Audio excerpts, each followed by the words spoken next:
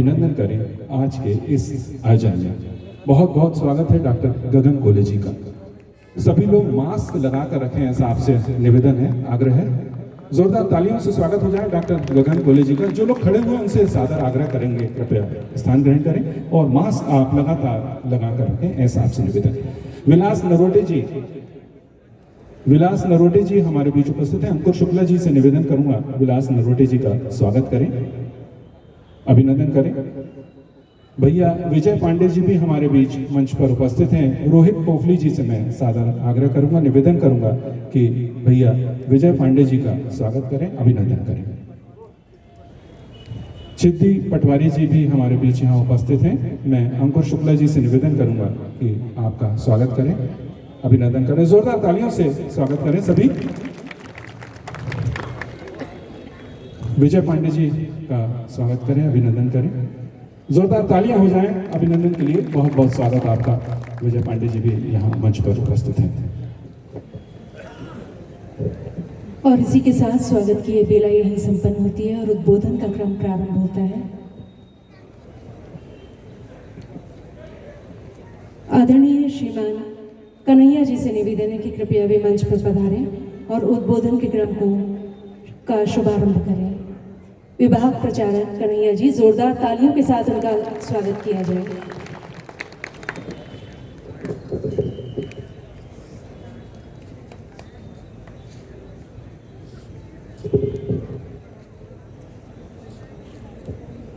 शिक्षक दिवस के इस अवसर पर मंच पर उपस्थित अपने जिले के कलेक्टर श्रीमान सौरभ सुमन जी, साथ ही जिले के एसपी श्रीमान विवेक अग्रवाल जी, राष्ट्रीय स्वयं सेवक संघ के विभाग संघचालक जी श्री भजनलाल चोपड़े जी,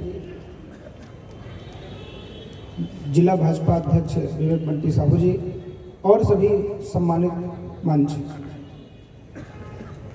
तथा इस कार्यक्रम में उपस्थित अपने छिंदवाड़ा नगर व आसपास के ग्रामीण क्षेत्रों में रहने वाले सभी शिक्षक बंधु और भगिनी। भारतीय संस्कृति में शिक्षकों का सर्वोच्च स्थान रहा है। ऋषियों मुनियों का जो स्थान हमारे समाज में मिलता है और वही समाज में स्थान गुरुजनों का, शिक्षक समुदाय का भी रहता है और उनके ये सम्मान अकारण ही नहीं मिलता। इसके पीछे उनकी जीवन भर की त्याग, तपस्या और राष्ट्र के लिए, समाज के लिए जीने की ललक, भविष्य को लेकर के उनकी परिकल्पना, यह सहज ही उन्हें सम्मानित करती है। विश्व भारत की इस गुरु परंपरा का अनुकरण करना चाहता है। दुनिया इसका अध्ययन करना चाहती है। दुनिया में लोग सशुल्क टीचिंग करते हैं और टीच के बदले फीस लेते हैं, शुल्क लेते हैं। उनके अंदर पढ़ने के बाद हमारा शिष्य कहाँ जाएगा, क्या करेगा, इससे कोई लेना देना नहीं रहता। लेकिन भारतीय परंपरा में शिक्षक सर्वदा अपने शिक्षार्थी से, अपने शिष्य से जुड़ा रहता है। भारत का इतिहास इस बात का गवाह है। चाहे वो रामायण का कालखंड हो, महाभारत का कालखंड हो, शिष्य आजीवन गुरुओं से जुड़ा रहा और गुरु भी अपने शिष्य की देखरेख सतत करते रहे। यही कारण है कि दुनिया भारत की ओर आशा की दृष्टि से तो देखती ही है, भारत को अपना गुरु मानती है और इसलिए दुनिया ने भारत को एक समय विश्व गुरु की उपाधि दी थी। भारत तब भी विश्व गुरु था और आज भी है। भारत की ये सोच, भारत की ये संस्कृति दुनिया में सर्वमान्य ही नहीं है, आवश्यक भी है।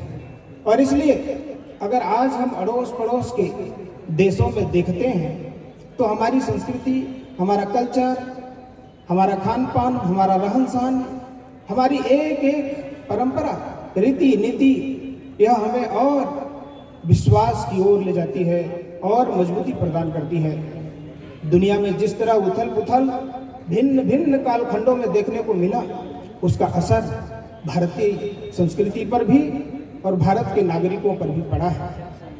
मुगल काल में जो तहस नहस हुआ, उसके बाद अंग्रेजों के काल में हुआ। भारतीय शिक्षकों ने भिन्न भिन्न परिस्थितियों में भारत माता की सेवा के लिए भविष्य की कल्पना को ध्यान में रखते हुए अपने जीवन को आहुति कर दी।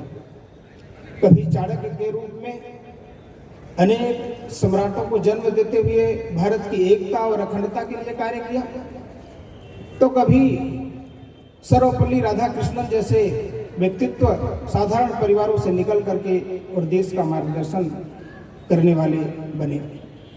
और इसलिए ये भारतीय संस्कृति सिर्फ शिक्षा नहीं है, ये भारतीय संस्कृति सिर्फ ज्ञान नहीं है, इसमें बुद्धि है, विवेक है और अपने अतीत का अध्ययन, अतीत का जुड़ाव लगाव, वर्तमान को संभालने की और भविष्य को और अधिक सुंदर बनाने की परिकल्पना सिर्फ शिक्षक के ही दिमाग में रहती है। और इसलिए ऐसे गुरुजनों का भारत गुरु पूर्णिमा त्योहार ही समर्पित कर दिया है। हम सब इस गुरु शिष्य परंपरा के नाते गुरु पूर्णिमा उत्सव प्रतिवर्ष आषाढ़ मास की पूर्णिमा को मनाते ही हैं। उसी का यह दूसरा पक्ष है, उसी का यह दूसरा स्वरूप आज हम देखने को पा रहे हैं। भारत दुनिया का मार्गदर्शन करता ही है, क्योंकि भारतीय लोग और खासकर यहाँ का शिक्षक समुदाय यह लोगों में संवेदना भरने का काम करता है। मनुष्य तो सभी मनुष्य हैं, लेकिन मनुष्यत्व को उनमें डालना, मानवता की रक्षा के लिए उनको तैयार करना, ये बड़ी जिम्मेदारी का निर्वहन हमारे देश के शिक्षक बंधु करते हैं। थोड़ा बहुत तो दुनिया में भी करते होंगे, लेकिन शिक्षा के आज दो स्वरूप दिखाई देते हैं, एक सकारात्मक और दूसरा नकारात्मक। शायद अगर हम नकारात्मक शिक्षा को लें तो ये IAS के लोग जो मानव बम बन करके और समाज को, उसकी संस्कृति को तहस नहस करने पर तुले हुए हैं, वे भी शिक्षा के एक नकारात्मक पहलू का उदाहरण है। और भारतीय संस्कृति में हम भारत के लोग सकारात्मक सोच के, विशाल हृदय के लोग, दुनिया में कहीं भी मानवता पर खतरा आती है तो हमको कष्ट होता है, आंखों में आंसू आते हैं। और इसलिए मानव के अंदर संवेदना है तो वह चिंतित होता है, दुखी होता है घटना दुर्घटना पर। अगर उसके अंदर संवेदना नहीं है तो फिर कोई मतलब नहीं। और इसलिए आप गुरुजनों को मैं एक बार फिर से नमस्कार करता हूँ। भारत के आप भाग्य विधाता हैं, राष्ट्र के निर्माता हैं, सदैव अपने इस कार्य में सतत लगे रहें। माँ भारती आपकी हमेशा सहायता करती रहे। बहुत बहुत धन्यवाद।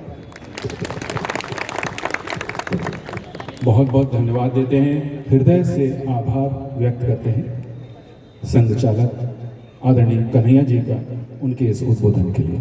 और उद्बोधन के इस क्रम को आगे बढ़ाते हुए हम सादर आमंत्रित करते हैं SP सर श्री विवेक अग्रवाल जी को कृपया आएं और हम सबको संबोधन प्रदान करें। SP सर विवेक अग्रवाल जी। बहुत धन्यवाद।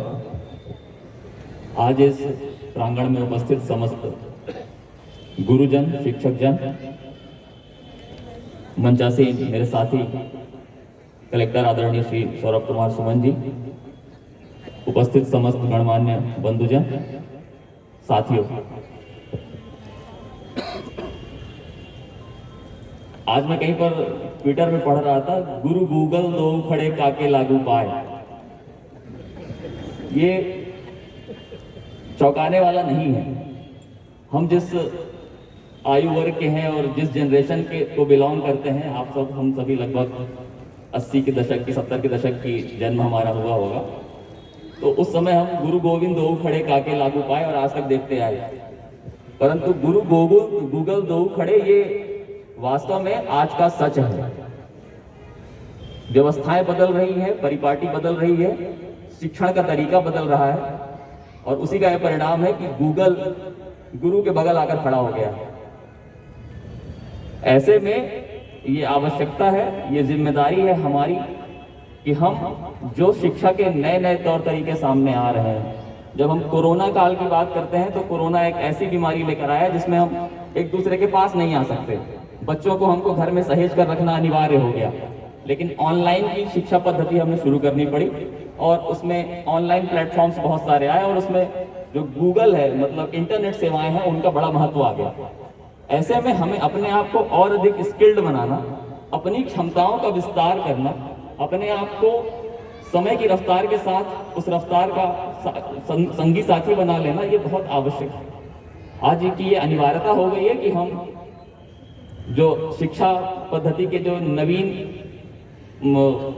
तकनीकी पहलू है उनसे हम दो चार हो जाएं, उनको सीख जाएं और जल्दी से जल्दी अपने आप को उसके प्रति अडॉप्ट कर लें, ताकि हम जो भविष्य निर्माण की कल्पना कर रहे हैं, जिस तरह से हम बच्चों को अंतर्राष्ट्रीय स्तर पर और राष्ट्रीय स्तर पर प्रतियोगिता के माहौल में तैयार करने की बात कर रहे हैं, वो तभी कर पाएंगे जब हम इस चीज़ को स्वीकार करेंगे कि बदलते माहौल में अपने आप को बदलना भी आवश्यक है। आज जब हम शिक्षकों के सम्मान के लिए यहाँ पर बैठे हुए हैं तो मुझे लगभग 60 वर्ष पहले आपको ले जाऊंगा। एक हिंदी की मूवी आई थी, एक फिल्म आई थी, गंगा जमुना। हम जब बचपन में बहुत छोटे थे तो एक गाना टीवी में चलता रहता था और उसको देख देख के बड़े हुए, जिसमें एक पुराना सा कोट पहने हुए और धोती पहने हुए गुरुजी रहते हैं और खुले मैदान में ऐसे ही एक काला बोर्ड लगा रहता है और वो गाना गाते हैं, इंसाफ की डगर पे बच्चों दिखाओ चल के, ये देश है तुम्हारा, नेता तुम ही हो कल के। आगे कहते हैं कि दुनिया के रंज सहना पर मुंह से कुछ न कहना, सच्चाइयों के दम पे आगे ही बढ़ते रहना, रख दोगे तुम बदल के संसार एक दिन, ऐसा कुछ अंतिम वाक्य है। रख दोगे